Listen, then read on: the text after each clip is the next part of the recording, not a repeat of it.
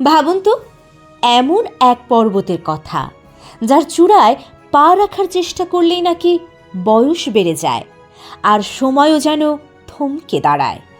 এটা কোনো কল্পবিজ্ঞান সিনেমার গল্প নয়, বরং কৈলাস পর্বতকে ঘিরে ছড়িয়ে থাকা অসংখ্য রহস্যময় কিংবদন্তির একটি।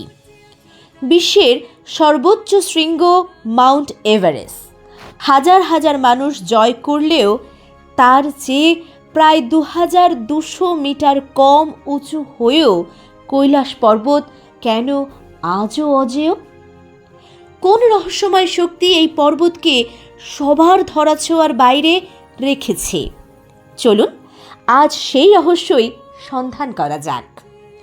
বিশ্ব পরিচিতি চ্যানেলে আপনি নতুন হলে অনুরোধ করব সাবস্ক্রাইব করে বেল আইকনটিতে ক্লিক করুন।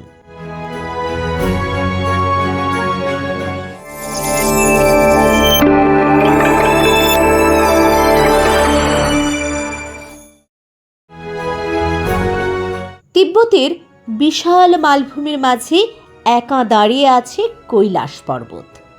তবে এটি শুধু একটি পর্বত নয়, এটি হিন্দু, বৌদ্ধ, জৈন এবং বন এই 4টি প্রধান ধর্মের কোটি কোটি মানুষের কাছে এক পবিত্র তীর্থক্ষেত্র। হিন্দু ধর্ম মতে কৈলাস হলেন দেবাদিদেব মহাদেবের আবাসন। এখানেই তিনি তার পরিবার অর্থাৎ দেবী পার্বতী, গণেশ এবং কার্তিককে নিয়ে বাস করেন। পুরাণ অনুযায়ী এই পর্বতকে স্বর্গে যাওয়ার সিঁড়ি হিসেবেও ভাবা হয়। মহাভারতের শেষে পাণ্ডবরা মোক্ষ লাভের জন্য এই কৈলাসের পথেই যাত্রা করেছিলেন। বৌদ্ধ ধর্মাবলম্বীরা বিশ্বাস করেন কৈলাস পর্বত হল পৃথিবীর আধ্যাত্মিক কেন্দ্র এবং এখানে ধ্যানের দেবতা চক্র সংহার বাস করেন। জৈন ধর্মের অনুসারীদের কাছে এই স্থানটি অষ্টপদ নামে পরিচিত। তাদের বিশ্বাস প্রথম তীর্থঙ্কর ঋষভ দেব এখানেই নির্বাণ বা মোক্ষ লাভ করেছিলেন।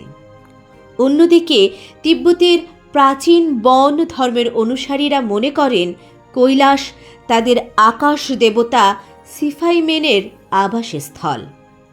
এ কারণেই প্রতি বছর হাজার হাজার তীর্থযাত্রী দুর্গম পথ পাড়ি দিয়ে কৈলাসের চূড়ায় আরোহণের জন্য আসেন না, বরং এর চারপাশে 52 কিলোমিটার দীর্ঘ পথ পরিক্রমা করে পুণ্য অর্জন করেন।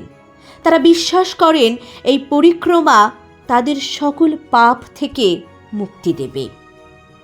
কৈলাস পর্বতের রহস্য আরও ঘনীভূত হয় যখন এর আরোহণের চেষ্টাগুলোর কথা সামনে আসে। আধুনিক ইতিহাসে কোনো পর্বতারোহী এর চূড়ায় পৌঁছানোর দাবি করেননি, আর যারা চেষ্টা করেছেন বলে শোনা যায় তাদের ঘিরে তৈরি হয়েছে নানা কিংবদন্তি গল্প। এর মধ্যে সবচেয়ে প্রাচীন হল দ্রুত বয়স বেড়ে যাওয়ার গল্পটি। এটি একটি বিখ্যাত লোককথা যা অনুসারে যারা এই পর্বতের আশেপাশে বেশি সময় কাটানোর চেষ্টা করেছেন তাদের চুল ও নখ নাকি মাত্র কয়েক ঘন্টায় অস্বাভাবিক দ্রুত গতিতে বেড়ে গেছে, যদিও এর কোনো বৈজ্ঞানিক প্রমাণ নেই। এই কিংবদন্তি গল্প কৈলাসের রহস্যকে আরও বাড়িয়ে তুলেছে।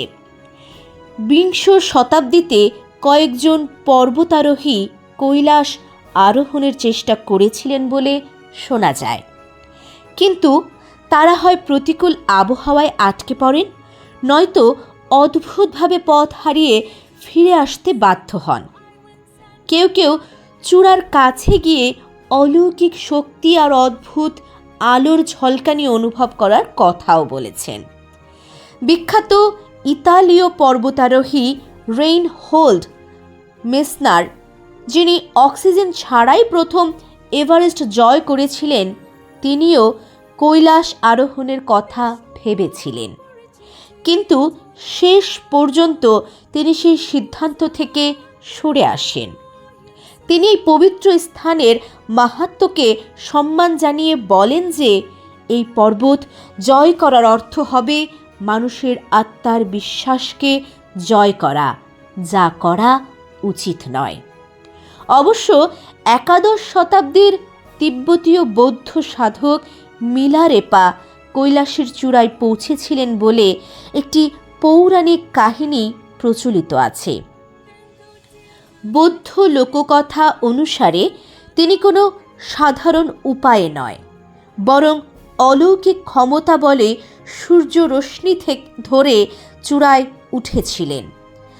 চূড়া থেকে ফিরে এসে তিনি অন্যদের এই পর্বতে আরোহণের চেষ্টা করতে নিষেধ করেন, কারণ এটি দেবতাদের বিশ্রামের স্থান। তাহলে কৈলাস পর্বত আরোহণ করা সত্যিই কি অসম্ভব? এর পেছনে কি শুধু ধর্মীয় বিশ্বাস আর কিংবদন্তি আছে, নাকি এর কোনো বাস্তবসম্মত ব্যাখ্যাও রয়েছে?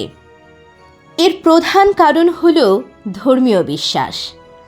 4টি প্রধান ধর্মের পবিত্র স্থান হওয়ায় কোটি কোটি মানুষের অনুভূতি এর সাথে জড়িত। পর্বতারোহীরা নিজেরাই এই পর্বতের পবিত্রতাকে সম্মান করে আরোহণের চেষ্টা থেকে বিরত থাকেন। এই বিশ্বব্যাপী শ্রদ্ধার কথা মাথায় রেখেই চীন সরকার কৈলাস পর্বতে আরোহণের ওপর বিধি নিষেধ আরোপ করেছেন। কৈলাসের ভৌগোলিক গঠনও একে আরোহণের জন্য অত্যন্ত ঝুঁকিপূর্ণ করে তুলেছে। পর্বতটির আকৃতি পিরামিডের মতো, যার 4টি মুখ খাড়া ঢালযুক্ত। যদিও এর চূড়া বরফে ঢাকা থাকে, কিন্তু খাড়া ঢাল এবং ভঙ্গুর পাথরের গঠন আরোহণকে অত্যন্ত কঠিন ও বিপজ্জনক করে তোলে। এছাড়া বছরের বেশিরভাগ সময়ই এই অঞ্চল তীব্র ঠান্ডা, ঝোড়ো বাতাস এবং প্রতিকূল আবহাওয়ার কারণে দুর্গম থাকে। 1999 সালে রাশিয়ান গবেষক ডক্টর আর্নেস্ট মুলডাশেভ একটি দল নিয়ে কৈলাস অঞ্চলে গবেষণা চালান।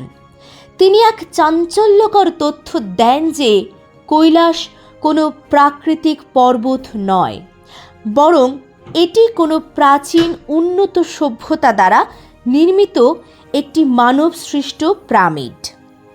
তিনি এমনকি দাবি করেন পর্বতের ভেতরটি ফাঁপা এবং সেখানে মহাপুরুষদের এক গোপন রাজ্য সাম্ভালা বা জ্ঞানগঞ্জ রয়েছে।